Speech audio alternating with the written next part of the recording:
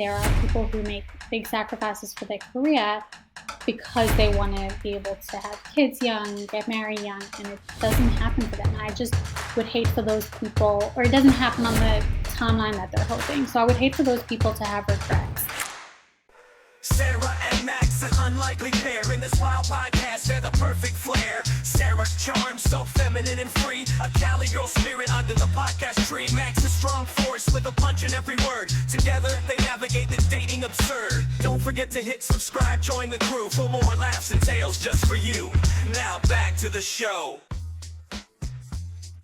Hello, everyone. Welcome back to another episode of Good for Shidduchim. I'm your host, Sarah Levine. I have my co-host with me, Max Landisman. We also have a guest today that we're really excited to have on our show. Before we get to her, we just wanted to let you guys know to like us, subscribe to us, give us a 5-star review. Follow us on Instagram, which is Good for Shidduchim, and also email us at goodforshidduchim@gmail.com. We love to hear from you guys. And without further ado, please welcome Kaylee. Hi. Hi, Kaylee. Thanks for having me. Yeah, thank you Great to so have much. you. We know that you have a busy schedule. And thanks to voting day or election day, you're able to give us some time. So we appreciate election day, I guess, for that. Yeah. Okay, so we honestly, Max and I, we wanted to have somebody on who is successful in their job, someone who's a mother, someone who's obviously a wonderful wife as well. And the reason why we wanted to have someone on like Kaylee just was because we had somebody on our past season who was talking about dynamics of a partnership or of a marriage that Max and I both were just, I don't know, we had our opinions about. So basically just what the person was speaking about in that episode was having a dynamic of mainly the mother being at home, the role of a mother being at home, raising the kids, not working, and the male figure going out, working, and not having really anything to do with the household. And this person was very adamant that this was a successful relationship and this is the only dynamic that would work. So we wanted to obviously have somebody on to hear on the other side. So that is what we're going to hear from Kaylee. So without further ado, Kaylee, we just wanted to start off by asking, how did you and your husband meet? We met on the Upper West Side. I just started law school. He had just finished law school, and we had some mutual friends. We ended up at a Shabbos meal together. We were friendly for a while, and eventually we started dating. So I'd say we're an Upper West Side success story. I'm glad to hear people still get married in the Upper West Side. That's all I I can was say. about to say, Max, I really like to hear that because Max is so has his own opinion about the Upper West Side. But okay, so it's nice to hear that you guys met over there. And how long did you guys date for? We dated approximately 8 months, but we'd already known each other before we started dating for, I would say, about 18 months before then. So, yeah, we're Oh pretty wow. well Okay. acquainted by the time we actually started dating. Mm-hmm. That's Oh awesome. wow. And you guys were both in school when you were He dating? had just Or finished. you Oh, no, by the time we were dating, Oh, he you had had already just been working finished. for a while. When we met, he had just finished school, and I was just starting. Mm-hmm. So through the process of you guys dating, you both knew, like obviously, that you were going to finish up wherever you were, and you were going to take on a career. Yeah, I think I would say that was pretty clear. Really, not just with him, but with anyone that I was dating while I was on the West Side. I just started law school. Happened to like have a lot of close friends who were also classmates who were also on the Upper West Side, and yeah, I think it was pretty clear that I was an aspiring lawyer. So yeah. Mm-hmm. Was there any time when you were dating either your now husband or anybody else while you were dating bring up that your trajectory of a job or employment would be harmful to the relationship, or were most men like um understanding and supportive of your career choice? So I think on the West Side, it's pretty much, or in that dating pool that I was really in, it was kind of understood. It wasn't anything radical for a woman to be working, um, Hmm. to plan to have a career, to be in graduate school. Those were all very normal and acceptable um, paths. Um, I think if it came up as an issue with a guy that I was going out with, um, it kind of just told me that we weren't a good fit. It was like a helpful litmus test. In my mind, there was always a possibility that maybe when I had kids, I would decide that I didn't really want to go back to work. Maybe I would want to stay at home and be a mom. Um, but I knew that that couldn't be the expectation going in. So it wasn't something that would really cause tension while I was dating. It was just something that I learned about, what guys were looking for. And if what they wanted was someone who would be a stay at home mom, it just helped me figure out that we weren't a good fit. But it in the West Side dating Hmm. pool, I don't think it typically comes up as such a contentious issue. Yeah, that makes a lot of sense. It's so funny because I feel like sometimes it does though. You'll have like these brackets of like I don't know, of guys that are on the Upper West Side or like more modern, and you think that like they want more of a modern type household, I guess, and like sometimes they surprise you. I'm not saying like I was surprised myself, but a couple of my friends have brought something up. Yeah, But it is nice to hear that, your I experience did wasn't like go out that. with a few guys who indicated to me that, they were really looking for someone who was more of a stay at home mom, or would be more of a stay at home Mhm. mom. And I mean, there were definitely instances where it happened, but I never felt like it was always just like, okay, that's what you want. Then we're just not for each other. And it wasn't like I felt like it would be a huge obstacle to me getting married. I guess because on the West Side, it's still very standard to want what I want, Mhm. if that makes sense. Mhm. Yeah. Um, and you don't have to go into exactly your type of job, but can you just give like a brief description? It could be like a very general description of what Okay, you sure. do. So I practice criminal law. It's litigation, so I'm really in court multiple days a week. Um, I do have some remote flexibility, but yeah, I would say I'm a courtroom lawyer practicing criminal law. That's pretty Right. cool. I It's know, right? pretty fun. Yeah. So Kaylee and I were actually talking before the show. I was asking her about, you know, she mentioned that she has more of a 9 to 5. And so I asked, I'm like, being a lawyer, I mean, I know nothing about law, but one thing I do know is that they can work like 80 hours a week. So I wanted to ask, so Kaylee in general, I know we spoke about it before. Maybe you can elaborate on here now as far as like what your week is like. Are you working 80 hours a week? Is it more 9 to 5? What's it like really? So my job is very much dictated by court hours. So I'm at the beck and call of the courts. So during court hours, I would say like I need to be available, especially certain days during the week. But so it makes it kind of 9 to 5 because the courts really operate on their 9 to 5 schedule. So outside of that, I don't work crazy hours. It gets tricky if I'm on trial. Trials tend to take up huge amounts of time, and there's really no when you're on trial, there's really no off days with court. You're kind of in court 5 days a week potentially. So that's where it gets really hectic. It's not really for me. It's not like a typical work week is 80-hour days. It's not that many hours, but it's just a lot of time in court, especially if I'm on trial. Right. So like typically it's more 9 to 5, but on the occasion, you may have to work a little bit extra because Yeah, you're in a and trial, because you can only essentially. get so much of your other work done while you're sitting in court. That makes it tricky.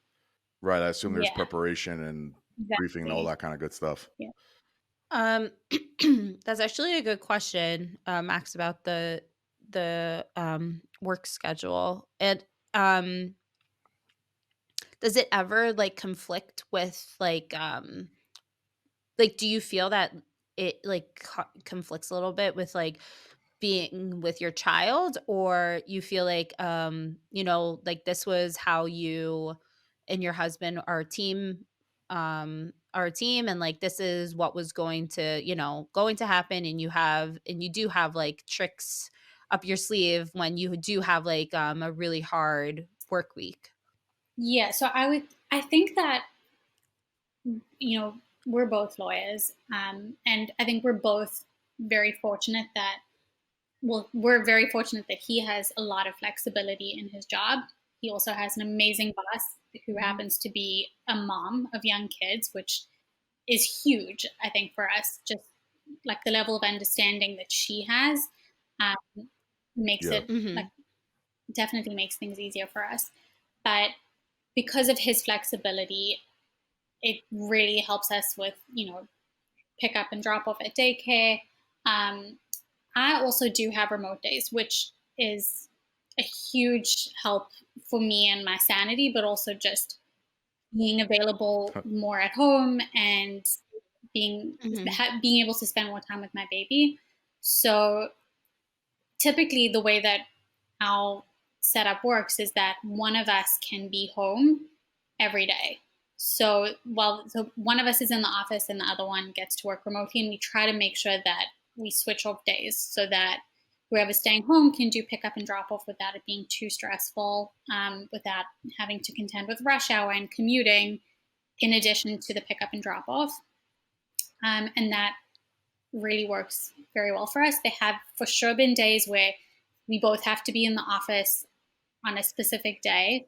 Um, and when it comes to those days, we really, it's tricky, and we have this understanding that we'll kind of, whoever's day has a bit more flexibility will be the one to, drop off or pick up. And that is also, there's also like game time decisions. We've also talked a lot about how, like, which of us would end up having to leave work in the event that we got a call saying that our child needed to be picked up. And it's our our kind of plan is to not stress about these things too much in the global sense, but to just take it as it comes. So if we were to get that call, we touch base and we just figure out like who's able to leave right now, who's available right now, who's got court commitments or meetings or whatever it is. But I think when we were dating, we boiled this discussion down to practicalities and priorities. And practically, we understood that if we wanted to live a modern Orthodox lifestyle near our families in the tri state area, sending our kids to Jewish day schools without being financially supported by family, we either both needed to work or one of us would be working extremely hard and sacrificing family life to a large extent. Mhm. And we didn't want that. We basically agreed that our family would always come first, and we would each work and contribute to household responsibilities as we could. We talked about doing these things together as a team across the board. He never had an issue with me wanting to work. It was just a matter of making sure that we were on the same page, that family would always be the priority over work for both of us. It wasn't that there was just an expectation for me. As I recall these conversations, he very much led with, this is how I envision my priorities. What are your thoughts? Right. Right. Oh, sorry, Max. So, sorry, go ahead, sir. I was gonna say, I feel like that's a key component to like a successful relationship is obviously communicating um your priorities to each other, and how are you both going to come um together to help out with those priorities. And I mean, going back to our guests from before, like I completely disagreed that there's only one dynamic that could work. And like I don't agree that there's just one standard of dynamics within a couple that quote unquote like works.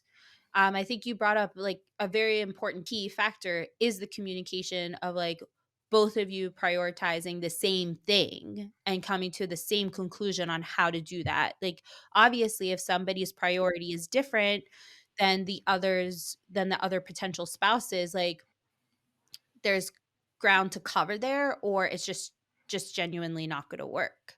But the fact that you guys are able to communicate and prioritize what you'd like to prioritize, that is like in my opinion the best dynamic and like the best communication that you could have as a couple.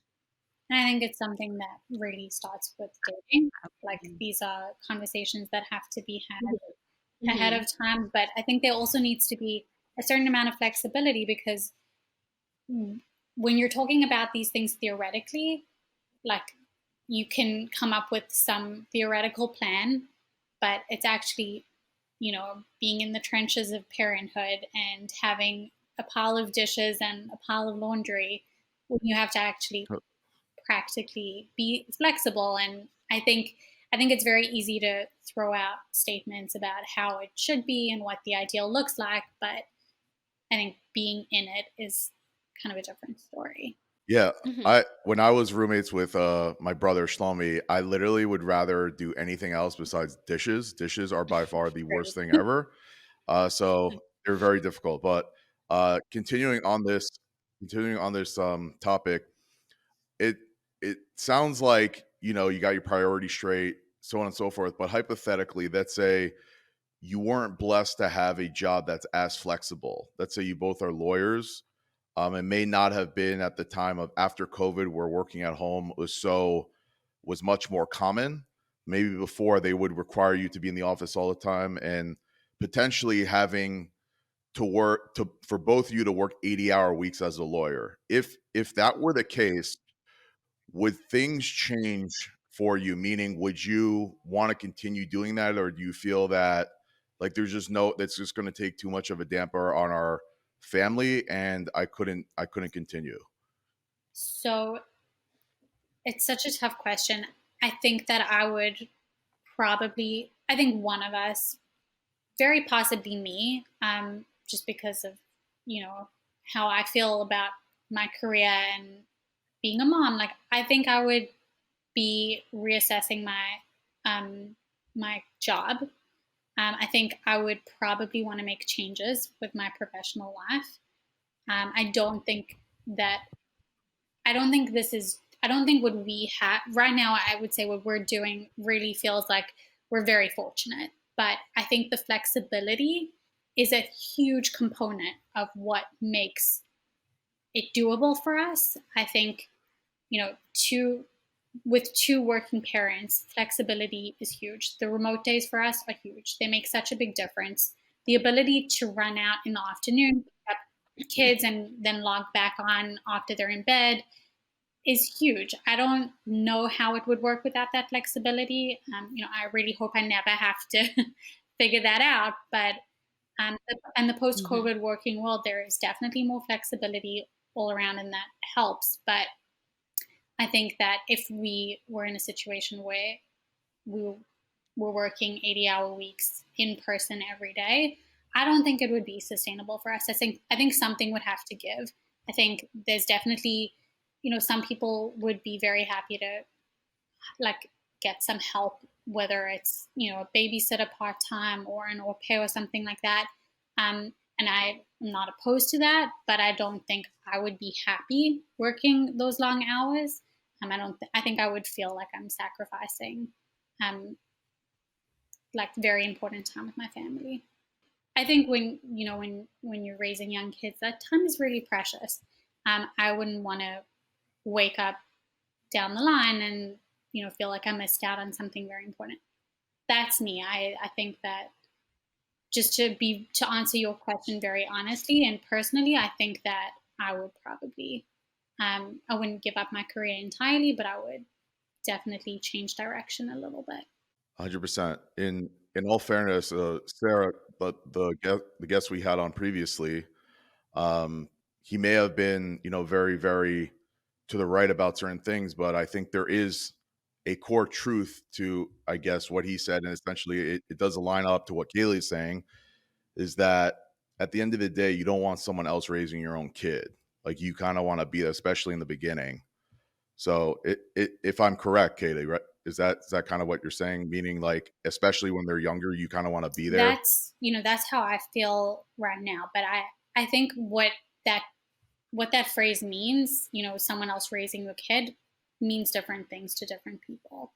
I think that there are people whose kids are in daycare for a full day. They still feel like they're getting quality time with their kids outside of that.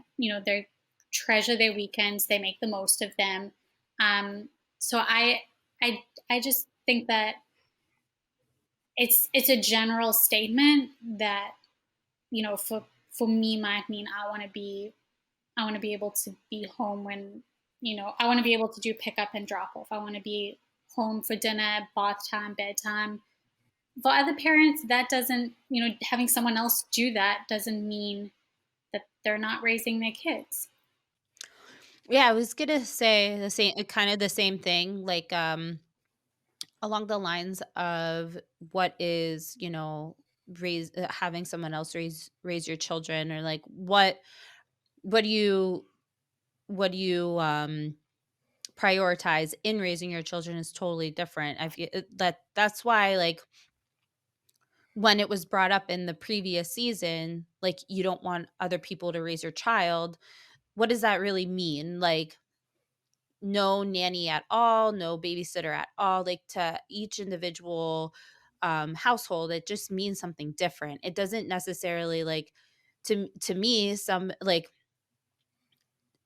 like, your dynamics of you and your husband with the flexibility is, yeah, I feel like it's fantastic. But somebody may be like, oh wow, it's still crazy, she has to work, and like maybe somebody else is like raising her child while she's working, like, to other people it's gonna be like, right, everybody has their own opinion about it, and it's just exactly like how each household just takes it on. And like, as long as you guys are on the same page, and there's teamwork involved, and there's communication involved, and like at the end of the day, you're so happy. Like, I don't think there's a right and wrong with that. Yeah, I think it's totally a matter of perspective. I think some of the things that play into this is how people grew up themselves, what their feelings were on their own dynamics growing up, what their moms did. And I think there's also communal norms. I don't know what the background was of the previous guest. I don't know, what his religious upbringing was, or just, background in general. But I think that Mhm. that definitely plays into it. Yeah, that's interesting. Yeah, Sure. because I mean, I did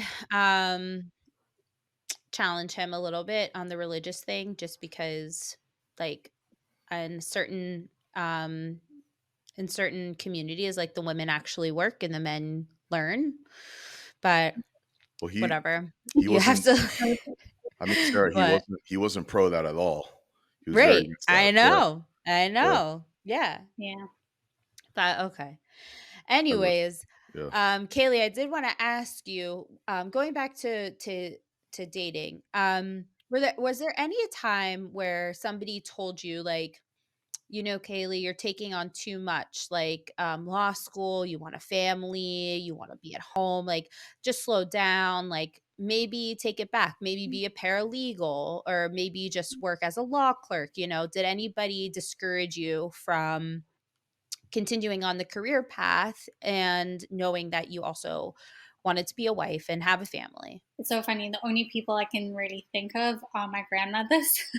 They obviously really wanted to see me get married, and they would give gentle reminders not to work too hard, not to worry too much about my career, remind me to date and meet guys. Uh-huh. But generally, this wasn't something that I dealt with so much. I'm from, like I said, a modern Orthodox background, where the expectation was always that my siblings and I would study, go to college, maybe graduate school, and work. So I wouldn't say I dealt with it too much, but it is something that I hear a lot. around me. Mm. I know some incredibly talented girls, like high schoolers, who could be surgeons, like no problem, incredibly smart, incredibly diligent and talented. And they're being told, like, that's a long road, maybe nursing's better for you, or maybe something with the shorter schooling period, or I feel like nurses work insane hours. But um, No, it's true. A lot of people fall into like easier schooling, I would say, even though whatever, it's not easier, but like right, being a surgeon probably takes about like maybe 7 to 14 years depending on what type of surgery you want to right, do. so people, I hear a lot of teenage girls being encouraged to, that's great that you're interested in healthcare. Like maybe just consider something that isn't such a long time in school and might give you more flexibility. So I hear it a lot. I wouldn't say it was something directed at me so much. There I guess there is like there is something to say about, becoming a surgeon or such, because I have read articles about this there, that especially not I'm not talking about Jewish, not Jewish, this is completely secular study, that women who are doctors find it to be much harder to get married, and typically get married much later, primarily because of what they go through. They go through, I mean, to go to school for a doctor, it's literally going through hell and back, and it takes a lot. So I mean, I could definitely see that being. I don't think anyone should push anyone to do one or the other. Just, I guess, bring up that it. I mean, if someone does really want to get married young, being a surgeon is hard Right. to do both, I My think. only concern about telling young women this stuff is that it's going to shape decisions that they make. And at the end of the day, marriage is not something you have as much control over. Um, there are people who make big sacrifices for their career because they want to be able to have kids young, get married young, and it doesn't happen for them. And I just would hate for those people, or it doesn't happen on the timeline that they're hoping. So I would hate for those people to have regrets um, be, about making certain career decisions, without, because of something that's really not within our control, anyone's control. Yeah. yeah, Yeah, go ahead. Go ahead. Sorry. I was gonna say it's interesting you bring that up because um I have somebody in mind when you're talking about that, and she always when I see her, she's a friend of mine, and when I see her, she always brings up the fact of how she always wanted to go to nursing school. But in her circles, like nursing school was whatever, too long or like too hard. And like you'd have to put a lot of stuff on the back burner, I guess, such as dating, and not prioritize as much because it is intense. Um, to this day, she wants to go back to nursing school. She hates her career. It's not at all what she wanted to do. And she didn't she's not she doesn't have any job satisfaction because she decided, like she's going to prioritize getting married. Nonetheless, while she was dating during that time, like she didn't get married right away. It took her some time to meet her husband, and within that time frame, she definitely could have gone to nursing school. So it's such a shame. And every time I talk to her, she's like, "Should I go back to nursing school? What should I do?" But like now she's married, now she has a family. Like you definitely have different priorities, but like I always am like, you could have just done it. Like you could have figured out how to date, you could have figured out other things, but like if that's what you really wanted to do, you totally could have just done it. But she was discouraged not to do it because it would take too much time, or it consume too much of her And I time. think it So, is, I agree with you. I think it is very doable to, date, be married, be having kids in nursing school. I know people have done it. I'm not saying it's easy at all, but I think people approach these things mhm. very theoretically, like, how am I going to manage? That's like my whole life. Like, I can't really tell you how I'm managing to juggle the things that I have to juggle, but Yeah. I think if you just think these things through theoretically, it often is just going to feel overwhelming. It's like, I can't do this. But practically, people do all the time. Hmm. Nike has been giving us advice for years. Just do it. Just You do just Yeah, got to do it. I don't know it. the messaging of it's either or. I think if you want both, you should at least try to make both happen. If it's not working out, you can always reevaluate down the line. R- Hmm. Right. It sounds like your advice to whoever, let's say, is listening to this. They could be single, it could be going to a career. We actually have a number of people that reach out to us who are just starting dating, like 18, like even 18, 19, which is, it's Yeah. very young, Yeah. but still, um, that if they really, really want to do something, it sounds like your advice to them would be like, absolutely go do it. And I would have, number one, is that correct? And if that is, I totally Yeah, agree. I think it is. And again, I want to emphasize, I'm not saying it's going to be easy. I'm just saying I don't want anybody to foreclose themselves from any opportunities that are out there. So I think it's worth trying. I think it's worth, you know, trying to figure out if you can, what you can manage, you know, at the same time. And I think it's a mistake to make make what feels like sacrifices for on your career side, because of dating related concerns that are really, like, dating is really out of our control, like. Right. It's also like Right. Right, hypotheticals. exactly. So I think it's worth just trying to see if you can do multiple things at the same time. And I think things tend to work themselves out. Maybe you'll realize that this career path is not right for you. There's something else you could be doing that's going to be, not as strenuous and time consuming. It might just be that the dating part comes very easily and you do have the time and energy to focus on career. I guess that's my 2 cents on it. It's no, I think it's very true. I've mentioned this on the show before where I've gone out with a doctor and but I didn't feel like I was dating a doctor in the sense that she was always busy, we could never go out. She specifically made time. I felt like she really did put in the effort. But again, like I went out with girls who have a lot less time per se and make believe that they have no time.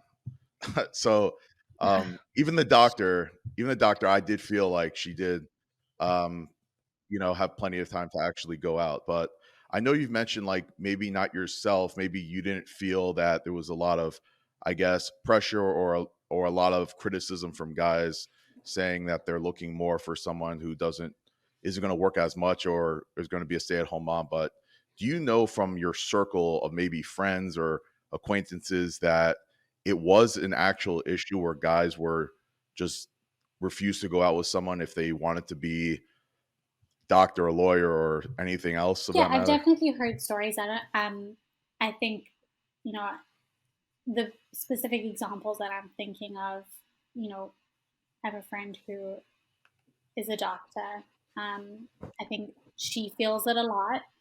I have another friend from a very specific community where there are very specific ideals, and her being a lawyer doesn't really fit within that, and it's, I think, very isolating. So I definitely hear stories. It's very unfortunate, but I definitely think it's out there. I think there's so many of my friends could probably confirm this. Um, so yeah, just because I haven't personally felt it, I don't think that means it doesn't exist. Those two friends you mentioned, they're both single Yes, currently, or got you? And you're saying that they do feel like there is some sort of pressure with it, that guys won't go out yes, with and I them. think one friend, it's got to do with the community that she's from. I don't think it's so typical for women in her community to be working. Um, so I think that's what makes it hard. And for the other one, I think there's also, because she's a doctor, I think there's assumptions that are made, about her time and her priorities. And I'm sure she would love to get married very much, but guys make assumptions because of her career choice. I can confirm that guys do make assumptions about everything. It's very true. Um, but but yeah, the, What So was your advice what would to your your advice be like, to what do you your tell friends? them Like, when what do you they tell them when they tell you these things? I really see this as a litmus test. I think that this is something you need to communicate. Like, this is something you should be upfront about. Shouldn't feel like a secret. If you feel like you're not being honest about, you know, wanting a career but also wanting other things, family, kids, wanting to do both or as much as possible, um, you know, you're not getting to know the person the people you're dating. I think um, there has to be transparency and mutual understanding. So if it's not received well, the person you're dating isn't understanding or willing to discuss or negotiate and see if, you know, meet you halfway, then I don't see how he could be right for you and I don't see how you could be happy with him. What would your advice be to the people that are like trying to impose their negative thoughts and like feelings and like project it onto these girls that are trying to build themselves a career, are trying to be successful, do want to go through the Yeah, schooling? so I think it's very normal to date and think about how the people you're dating fit into the future and the life that you envision. But I think it's so important for guys to look at the people that they're dating as individuals. Um, these women are their own people who have their own goals and ambitions that may have to do with their career, and it's very possible that the ambition is part of what makes them attractive. It might be a key component to their personality, and if you're not supportive of those ambitions in their career, you're maybe just you're dimming something that makes them very special. Hmm. I was literally the next question was going to be what advice do you have for the men who find it hard and challenging to date a woman who wants a successful career? So Sorry, did I you not read my really answer your mind. question? Did I not really What? answer the previous question?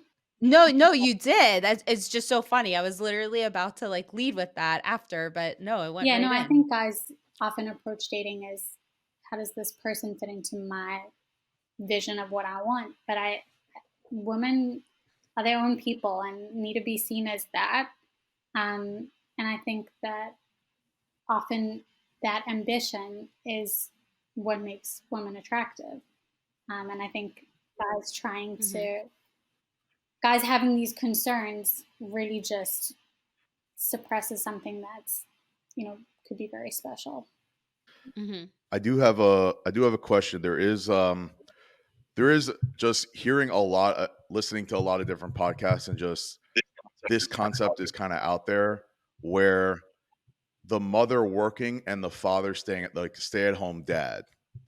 So obviously, um, the guest our guest we had on before, he brought up a point such as, well, the woman will not respect the guy if he's not the one working. I wanted to get your take on that. If you found that to be any any validity to that, how do you feel about it? So that sounds like a very bold and blanket statement, and I generally disagree with those. Um, I think that that can definitely work for people. I'm sure it does work for many people. Um, it's really about, I think it goes back to, you know, what we were discussing, you know, at the beginning. When you're dating, you're having these conversations about what the priorities are. If a woman is, you know, not willing to sacrifice a career, but the husband doesn't feel strongly about it, then, you know, that might work great for them. I'm trying to think if I know people that have this precise dynamic that it works for. Maybe I can't really think of anyone off the top of my head, but I don't think that it's impossible. It wasn't personally what I was looking for, because you know I am someone who's attracted to ambition, career ambition or career pursuit, but I I don't see why I don't see it as a gendered thing. Is really what I'm trying to say. Right. Mhm. Like do you feel that a lot of your friends in inner circle or so, if they were to, I don't know, go out with a guy who I don't know, I guess would be a stay-at-home dad. Like, do you think that would be a turnoff for them, or like they wouldn't It's an care? interesting question. I don't feel like I can speak to how they would feel about that. I think that oftentimes, what I will say is that I think oftentimes a woman having ambition doesn't mean that she's looking for the opposite or the inverse. Um, I Yeah. think, yeah, I don't think it's like an either or thing for a lot of women. I think women generally do want someone who has some sort of education or career. But I think there'll definitely be women out there who are very happy for their husbands to stay home and be with their kids while they're, commanding a boardroom somewhere. That's fair. That's fair. Okay. Thank you so much, Thank you, Kaylee, guys. for coming on and being I feel vulnerable. like I was very long-winded. Feel free to cut and edit anything out. No, you're No, good. I thought you No, gave great answers. Yeah, it great was it answers. was great. Yeah. I'm glad. No, I it was hope it's great a productive answers. conversation. I hope women feel very heard and write to you and like tell you about their dating experiences with this stuff, because I'm sure there are like really interesting Yeah, I stories hope out so too. I hope I so too. I don't just hope so. I think so. I think that's what's going to happen. I hope so, and I do want the men out there also to email us and let us know like how certain things should go if they are dating somebody who is very ambitious and they never felt like it, and they never, been in a dynamic like that, and like their background is women at home and the men go out. So, I really hope that guys that are listening and not exactly sure what to do with a woman who's so ambitious like reaches out and asks us for help, or like understands that it's okay that like to go out with somebody that you're attracted to and is ambitious, Yeah, people are very scared of it, of the ambition in women. hmm especially when they're coming from a background of, a certain type of background Where it's not. and a certain way of how the dynamic of the house should be. And they're being told different things. It's definitely hard. Yeah, agreed. But thank you so much, Kaylee, for your Yeah, time. Thank you, Kaylee. And we really appreciate you being on. We miss yeah, you. come back. And hopefully we'll see you soon. But take care and we'll talk to you later. Bye. And remember, everything will always be about shidduchim. Catch you in the next episode.